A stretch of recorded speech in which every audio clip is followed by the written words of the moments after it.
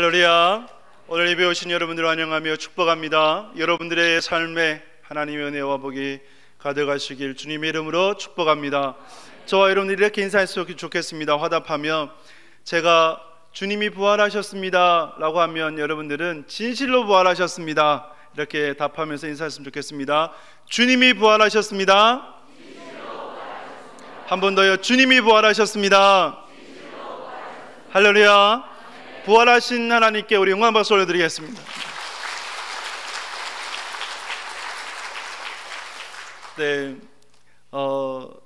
어떤 주일학교에서 주일학교 교사가 학생들에게 부활절에 대해서, 부활에 대해서 글을 한번 써와라, 표현을 한번 해봐라 라고 숙제를 내줬다고 합니다. 숙제를 내줬는데 어떤 학생이 그 글에 다른 글을 쓰지 않고 부활절을 생각을 하면서 마침표, 물음표, 느낌표만 이렇게 그려왔다고 그래요. 굉장히 의아하잖아요. 선생님이 물어봤어요. 이게 무슨 뜻이냐고 물어보니 이 학생이 이렇게 설명을 합니다. 예수님께서 십자가에 못 박혀 죽으셨을 때에 모든 것이 끝났다고 생각했습니다. 그래서 제 아들은 마침표를 찍었습니다. 그리고 예수님께서 죽으신 후에 제자들이 생각했을 때 과연 지금까지 예수님께서 말씀하셨던 것이 진실이었는가, 진리였는가, 사실이었는가 할 때에 몰라서 궁금증이 생겨 물음표가 되었습니다.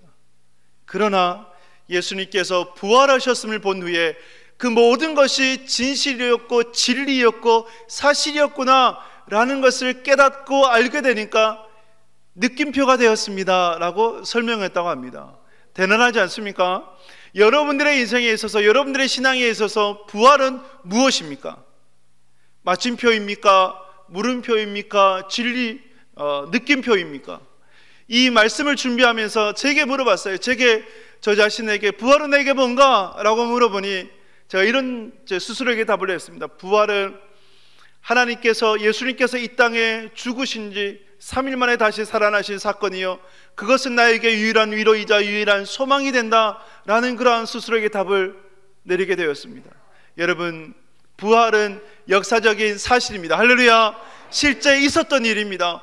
허구에서 지어낸 또 신화 같은 그러한 일들이 아닙니다. 당군 신화, 로마 신화 이런 일들이 아니에요. 실제로 일어났던 역사적 사실입니다. 여러 증거들이 그것을 뒷받침해 주고 있는 것이죠. 먼저 예수님의 부활은 예언의 성취였습니다. 수많은 곳에서 구약과 신약에 걸쳐서 예수님의 부활을 예언했었습니다. 오늘 말씀을 보면 고린도전서 15장 3절 4절 말씀을 보면 이렇게 기록을 하고 있습니다. 같이 읽겠습니다. 내가 받은 것을 먼저 너희에게 전하였노니 이는 성경대로 그리스도께서 우리 죄를 위하여 죽으시고 장사 지낸 바 되셨다가 성경대로 사흘 만에 다시 살아나사. 아멘. 여기서 강조하고 있는 것이 뭡니까? 성경대로 아닙니까? 예수님께서 성경대로 죽으셨다가 성경대로 다시 살아나신 것입니다. 이 성경대로라고 하는 것은 구약에서 끊임없이 수천 년 전부터 예언한 것이요, 신약에서도 예수님께서 계속해서 말씀하신 것입니다. 먼저 신약 예수님의 말씀을 보게 되면 마가복음입니다. 마가복음 8장 31절 말씀 같이 읽습니다. 인자가 많은 고난을 받고 장로들과 대제사장들과 서기관들에게 버림받아 죽임을 당하고 사흘 만에 살아나야 할 것을 비로소 그들에게 가르치시되. 아멘. 비로소 고난받으셔서 죽으시고 사흘 만에 다시 살아나실 것을 그제서야 가르치셨습니다. 이때가 언제이냐? 가이사랴 빌립보에서 베드로가 신앙 고백하였을 때 주는 그리스도시요 살아계신 하나님의 아들이십니다. 그 신앙 고백을 하였을 그때에 예수님께서 그제서야 죽으심과 부활하심에 대해서 가르치시게 되셨습니다. 그리고 예수님께서 표적을 구하는 세대에게 뭐밖에 보여줄 것이 없다고 말씀하셨습니까? 요나의 표적밖에 보여줄 것이 없다. 요나의 표적이 뭡니까? 뱃속에 들어갔다가 3일 만에 다시 살아난 그 사건 아니겠습니까? 부활밖에 없다라는 것입니다. 그리고 구약 성경에 보면 구약 성경에도 곳곳에 예수님의 부활이 예견되어 있는데 그 중에서 예수님 오시기 전 700년 전에 선지자 호세아가 다음과 같이 예언하였습니다.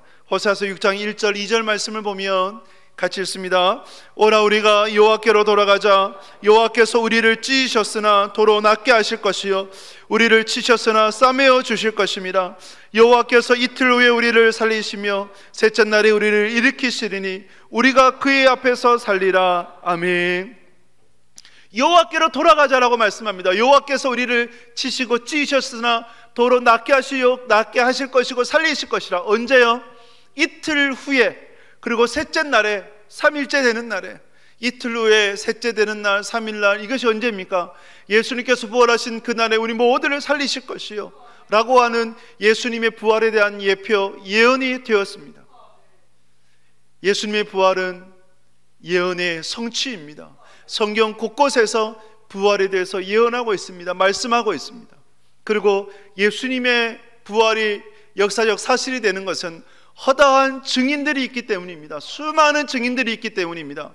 고린도전서 15장 5절에서 8절 말씀 같이 읽겠습니다. 게바에게 보이시고 후에 12제자에게와 그 후에 500여 형제에게 일시에 보이셨나니 그 중에 지금까지 대다수는 살아있고 어떤 사람은 잠들었으며 그 후에 야고보에게 보이셨으며 그 후에 모든 사도에게와 맨 나중에 만삭되지 못하여 난 자 같은 내게도 보이셨느니라. 아멘. 수많은 증인들이 있어요. 법정에서 증인 2사람만 있어도 법적인 효력이 있습니다. 그런데 오늘 말씀 보면 게바에게 보이셨고, 그리고 야고보에게, 여기서 야고보는 예수님의 동생입니다. 예수님 동생 야고보에게 보이셨고, 그리고 500여 형제에게. 왜 형제라고 할까요? 자매들은 없나요? 자매들은 있었죠. 그러나 법적 증인으로서의 가치가 없었기 때문에 여인들의 이름은 빼버린 것입니다. 500여 형제에게 이 시에 보이셨고, 그리고 맨 나중에 만삭되지 못하는 난 자 같은 바울에게도 주님께서 보이셨습니다. 그러면 총 몇 명이 됩니까? 최소 몇 명이에요? 513명.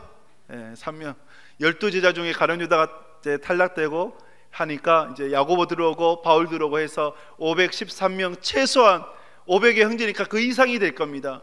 허다한 증인들이 있어요. 그 외에도 어린이들이 있죠. 그 외에도 많은 여인들이 있어요. 무덤에서 처음 예수님의 부활을 목격한 자는 남자가 아니라 여자였어요. 이처럼 수많은 이들이 예수님의 부활을 목격한 이들이 됩니다. 그러므로 예수님의 부활은 역사적인 사실이 되는 거죠. 그뿐입니까? 예수님의 시신을 누였던 무덤은 비어 있었어요. 그리고 예수님의 시신을 감쌌던 세마포 수건은 가지런히 놓여져 있었습니다. 빈 무덤에 놓여져 있었어요. 그리고 예수님을 지켰던 군병들은 그 부활을 실제적으로 목격을 했습니다. 그런데 대제사장들이 그들을 뇌물을 주면서 회유했죠. 사실을 얘기하지 마라. 그럼 예수님의 부활이 실제가 되니까 지금부터 거짓말해라. 성경 보면 유대인들이 그 사실을 그대로 믿어요. 군병들의 거짓말을 믿고 예수님의 부활이 거짓됐다고 생각을 하고 아직까지도 메시아를 기다리고 있습니다. 얼마나 안타까운 것입니까? 이처럼 예수님의 부활은 역사적인 사실입니다. 할렐루야! 예수님이 부활하셨어요. 예수님이 부활하셨다면 우리는 그 부활을 소망하며 살아가야 되는 것입니다. 예수님께서 부활하셨기에 예수님을 믿는 모든 성도들이 부활하게 될 것입니다. 그래서 독일의 유명한 신학자 에릭 사우가 이런 말을 했어요. 부활은 예수님의 부활로 시작을 해서 성도의 부활로 마친다. 부활절은 예수님의 부활절과 성도의 부활절 사이에 있다 라고 얘기를 하면서 이런 말도 했습니다. 예수님의 부활의 능력으로 성도의 부활을 향해서 우리는 달려가고 있다. 이게 맞습니까? 틀립니까? 맞지요?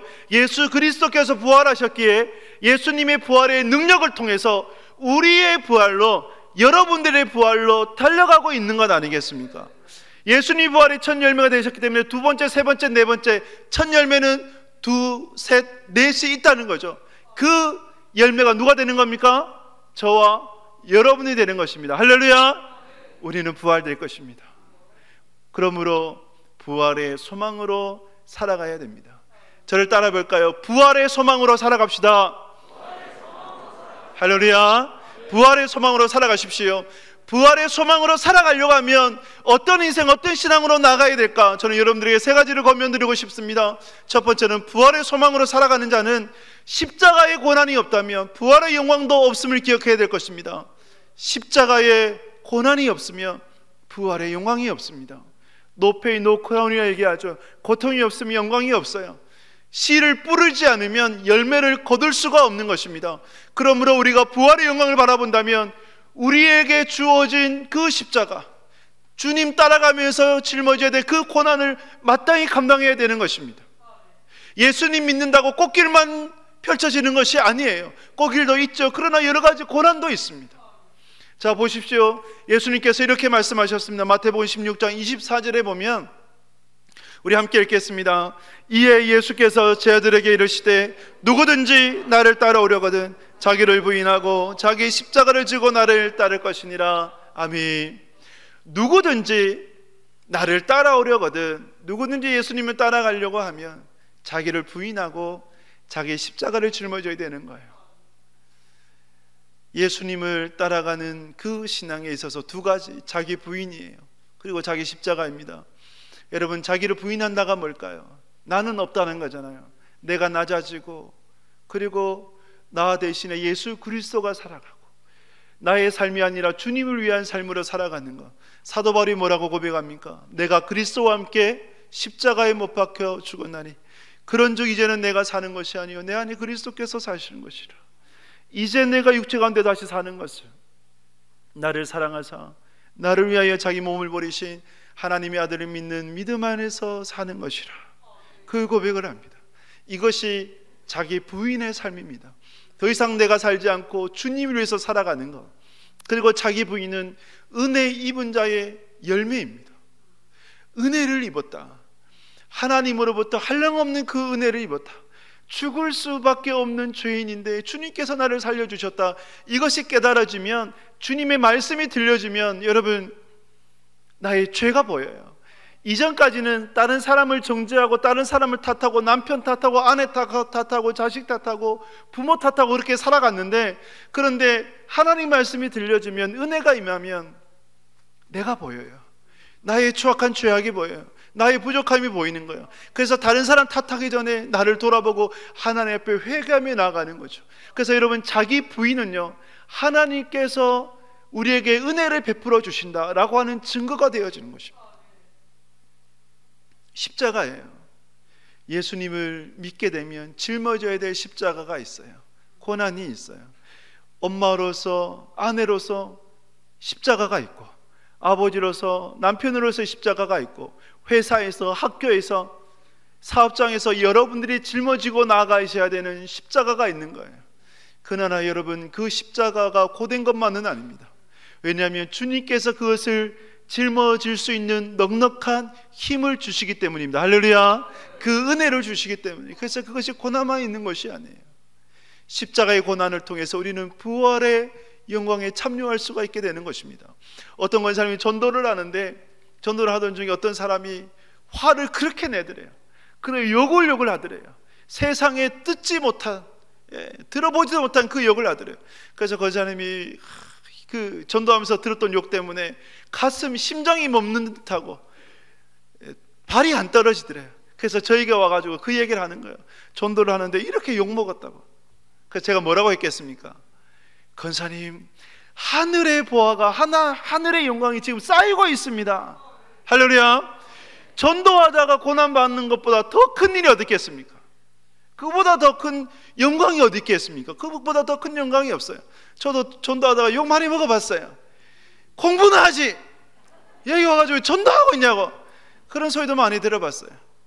그런데 여러분, 하나님의 일을, 주님의 영광을 위해서 나아가고자 할 때, 십자가를 짊어지려고 할 때, 그 십자가를 통한 고난은 우리에게는 영광이 되는 것입니다. 고난이 없으면 영광도 없는 것입니다. 그러므로 부활을 소망하며 살아간다면 십자가의 고난을 통해 부활의 영광에 참여하게 될 것임을 기억하는 여러분 되시길 주님의 이름으로 축복합니다. 그리고 두 번째는, 부활의 소망으로 살아가는 자는 죽음에 대한 관점이 달라요. 죽음에 대한 관점이 다르게 됩니다. 요한복음 11장 말씀, 여러분들이 잘 아는 말씀 25절 26절 말씀 같이 읽도록 하겠습니다. 예수께서 이르시되 나는 부활이요 생명이니 나를 믿는 자는 죽어도 살겠고 무를 살아서 나를 믿는 자는 영원히 죽지 아니하니니 이것을 내가 믿느냐. 아멘. 예수님은 부활이요 생명이 되십니다. 할렐루야. 예수를 믿는 자는 죽어도 살아요. 살아서 믿는 자 영원히 죽지 않습니다. 이 사실을 믿는다면 죽음이 두렵겠습니까? 아니면 죽음이 기다려지겠습니까? 빌리 그레함이라는 목사님이, 유명한 목사님이죠. 엑스플로 74에도 오셨고 한국에도 오셨었는데, 이 목사님 이런 말을 했어요. 여러분, 빌리 그레함이 죽었다는 기사가 신문에 실리거든 믿지 마십시오. 죽은 것이 아니라 주소지만 옮겼을 뿐입니다 라고 하는 거예요. 주소지만 옮길 뿐이에요. 여러분들이 죽잖아요. 여러분들이 돌아가시잖아요. 울산 방구동에, 울산에 어디에 사시다가 어디로 주소지 옮기는가요? 저 천국으로, 할렐루야, 하나님 나라로 주소지를 옮기게 되는 거예요. 그러므로 죽음에 대한 관점이 다른 거예요. 접근하는 것이 다른 거예요. 부활을 소망하는 자는 죽음에 대한 두려움이 사라지게 되는 것이죠. 조니 에릭슨 타다라는 여인이 있었습니다. 17세 때에 사고로 인해서 전신마비로 휠체어를 의지해만 움직일 수 있는 그 여인이었습니다. 이 여인이 어느 날 집회에 참석을 했어요. 집회에 강사로 오신 목사님이 그 청중들을 향해서 여러분 그 자리에서 다 일어나서 무릎 꿇고 하나님 앞에 기도하시기 바랍니다 라고 그렇게 요구를 했어요. 다 사람들이 의자에서 내려와서 무릎 꿇고 하나님 앞에 기도합니다. 근데 이 여인은 무릎을 꿇을 수 있습니까? 없습니까? 무릎을 꿇을 수가 없잖아요. 그래서 저것을 보고 있는데 이 여인이 눈물을 흘리는 거예요. 그래서 사람들은 이 무릎 꿇지 못해서, 또한 그 상황이 너무나 어색하고 부끄러워서 저렇게 울고 있는가, 그렇게 생각을 했습니다. 나중에 이 여인에게 물어봤다고 합니다. 왜 그렇게 울었습니까? 물어보니까 이 여인이 무엇이라 답한지 아십니까? 모든 성도들이 무릎을 꿇고 기도하는데 그 기도의 모습이 마치 천국의 모습과 같았습니다. 천국에서 저렇게 아름다운 모습이지 않을까, 그런 생각이 들었습니다. 그러면서 천국을 그리게 되었습니다. 천국을 상상하게 되었어요. 천국에서의 내 모습은 어떨까? 지금 나는 무릎 꿇고 기도하지 못하지만, 그러나 천국에서 내 모습은 하나님 앞에서 찬양하고 춤추며 하나님 앞에서 뛰어다니며 그리고 에어로빅도 하고 하는 그 모습이 내 모습이 될 것이라는 생각을 하게 되니까 눈물을 흘리지 않을 수가 없었습니다. 기쁨의 눈물을 흘리지 않을 수가 없었습니다라는 그런 고백을 하는 거예요. 여러분도 이 사실이 믿어지십니까? 여러분들의 천국에서의 모습이 지금의 모습이 아니라 예수 그리스도의 영광스러운 형상으로 변화될 것이고, 이 세상의 고통이 다 사라지게 될 것이고, 온전히 주님께서 주시는 참된 기쁜 행복만으로 가득하게 될 것입니다. 그러므로 우리가 주님 바라보며 부활을 바라보면 기뻐하지 않을 수가 없는 것이죠. 부활을 소망하며 살아가는 자에게 있어서 죽음은 접근하는 방식, 관점이 다른 것입니다. 죽음이 결코 두렵지 않습니다. 그것이 부활의 생명을 가진 사람의 신앙이고 힘이 되는 것입니다. 마지막으로 부활의 소망을 갖고 살아가는 자는 이 땅에서 더욱더 힘써 살아가게 됩니다. 주님의 일에 더욱더 힘쓰게 됩니다. 오늘 말씀은 고린도전서 15장 58절 말씀을 보며 우리 같이 읽도록 하겠습니다. 그러므로 내 사랑하는 형제들아, 견실하며 흔들리지 말고 항상 주의 일에 더욱 힘쓰는 자들이 되라. 이는 너희 수고가 주 안에서 헛되지 않은 줄 알미라. 아멘. 주 안에서 결코 헛되지 않은 줄 알미라. 견실하며 흔들리지 말고 주의 일에 더욱더 힘쓰는 자가 되라라고 사도 바울이 권면합니다. 그 당시 고린도 교회 성도들에게 있어서 부활은 저 멀리 있었어요. 그리고 저 부활의 신앙은 굳건하지 않았습니다. 흔들렸어요. 영지주의자들 그리고 헬라 철학에 의해서 온전한 믿음을 가질 수가 없었어요. 그러한 고린도 교회 성도들을 향해 사도 바울이 권면했던 겁니다. 결코 흔들리지 마라. 견실해라. 경고해라. 여러분, 경고해라고 하는 것은 하나님의 말씀 위에 신앙의 뿌리를 견고히 내려서 흔들리지 말라는 것입니다. 주님은 성경대로 죽으셨다가 성경대로 살아나셨어요. 수많은 곳에서 예수님의 죽음을 예표했고 예수님의 부활을 예표했어요. 그래서 예수님의 부활은 예언의 말씀의 성취였습니다. 그리고 예수님의 부활의 증거에 허다한 증인들이 있습니다. 513명 이상의 증인들이 있습니다. 그리고 빈 무덤이 증거가 됩니다. 세마포 수건이 증거가 됩니다. 그 무덤을 지켰던 로마 군인들이 증거가 됩니다. 그리고 수많은 예수님의 부활을 목격한 자들의 변화가 증거가 되는 것입니다. 오늘 고린도전서 15장에 보게 되면 예수님의 제자들 중에 부활을 목격한 자들 중에 이름이 언급된 자가 두 사람이 있어요. 게바와 야고보입니다. 게바가 누구입니까? 베드로잖아요. 시몬 베드로.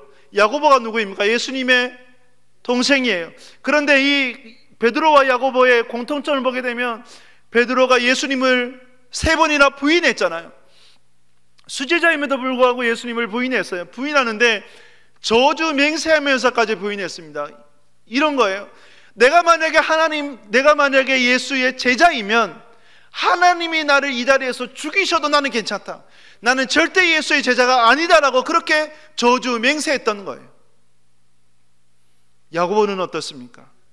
야고보는 예수님의 공생애 때에 가족이잖아요. 형제이잖아요. 동생이잖아요.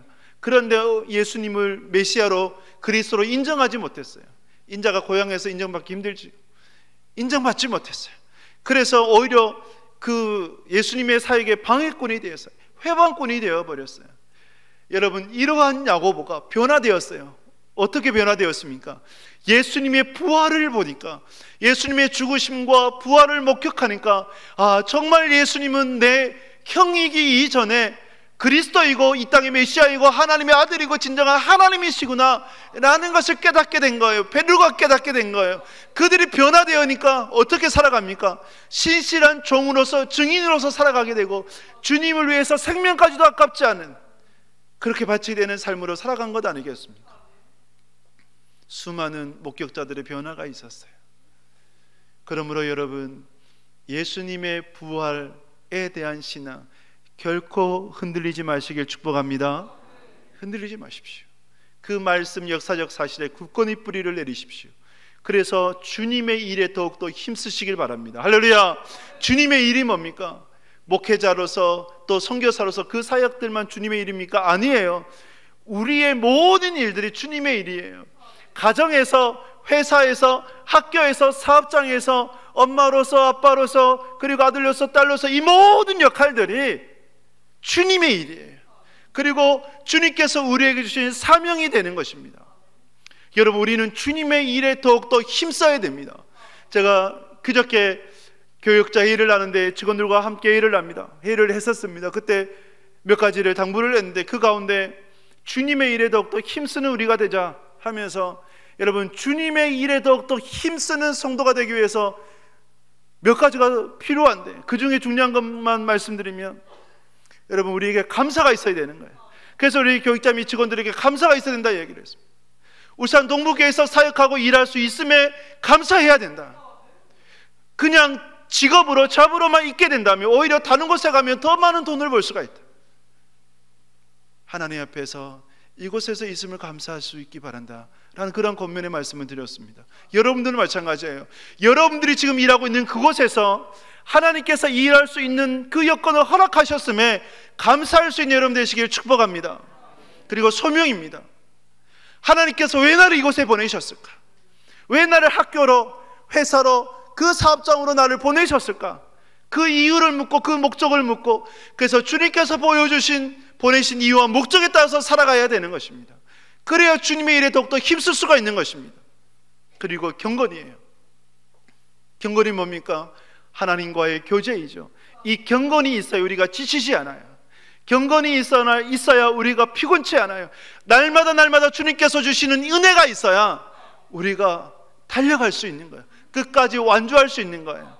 여러분들, 하나님께서 주신 사명 따라 끝까지 완주할 수 있는 여러분 되시길 축복합니다. 여러분들의 가정에도 여러분들이 주님의 일에 힘쓰셔야 됩니다. 가정에도. 여러분들이 결혼한 이유가 뭡니까? 여러분들이 결혼한 목적이 뭐세요? 무엇 때문에 결혼하셨습니까? 사랑해서 결혼하셨습니까? 아니면 행복하려고 결혼하셨습니까? 세상 사람들은 행복하려고 결혼해요. 그래서 세상의 조건을 보죠. 외모를 보고, 가정 형편을 보고, 경제적인 것을 보고, 건강을 보고 등등 이러한 것들을 보게 됩니다. 그런데 행복을 위해서 결혼하게 되면, 조건을 따라서 결혼하게 되면, 그러나 그 삶은 온전한 행복이 되지 못해요. 그 가정은 결코 행복하지 못해요. 그러면 왜 결혼을 합니까? 그리스도인의 결혼의 목적은 거룩입니다. 할렐루야. 거룩을 쫓아서 결혼해야 되는 것입니다. 주님께서 우리에게 주신 사명을 쫓아서 결혼해야 되는 것입니다. 아내는 남편으로서의 돕는 배필, 남편도 아내로서의 돕는 배필을 위해서 결혼해야 되는 것이고, 남편은 아내를 사랑함으로, 아내는 남편에게 순종함으로, 복종함으로 나아가며 그 거룩함을 쫓으며 나아갈 때 우리에게 진정한 주님께서 주신 행복이 있는 거예요. 그리스도인의 결혼의 목적은 행복이 아니에요. 거룩입니다. 그런데 우리가 거룩으로 나가고자 할 때 세상에 줄 수 없는 가정에서의 진정한 행복을 하나님께서 우리에게 주실 것입니다. 그것을 잊지 마십시오. 여러분, 경고하시고 결코 흔들리지 마시고 주님의 일에 더욱더 힘쓰시는 여러분 되시길 주님의 이름으로 축복합니다. 여러분들의 수고가 결코 헛되지 않으실 것입니다. 하나님께서 여러분들의 수고를 다하세요. 때가 되셨을 때에 그 수고에 대한 합당한 보상, 합당한 상급, 머리에 면류관을 씌워 주실 것이고, 천국에서의 그 영광스러움을 주님께서 여러분들에게 허락하실 것입니다. 그 주님 바라보며 끝까지 걸어나가신 여러분 되시길 주님의 이름으로 축복합니다. 말씀을 맺습니다. 오늘은 부활절입니다. 주님께서 부활하셨어요. 진실로 부활하셨습니다. 이것은 역사적 사실이요 하나님 말씀의 성취입니다. 그러므로 성도는 부활을 소망하며 살아가야 됩니다. 제가 여러분들의 세 가지를 권면드렸습니다. 십자가의 고난이 없다면 부활의 영광에 참여할 수가 없습니다. 그리고 부활을 소망하며 살아가는 우리 모두는 죽음에 대한 관점이 달라지는 것입니다. 오히려 죽음이 기다려진다고 할까요? 마지막으로 부활을 소망하며 살아가는 사람은 지금 주님의 일에 더욱더 힘써야 되는 것입니다. 이러한 여러분들이 되셔서 주님께서 주시는 한량없는 은혜를 누리며 끝까지 승리하시는 여러분 되시길 주님의 이름으로 축복합니다. 아멘.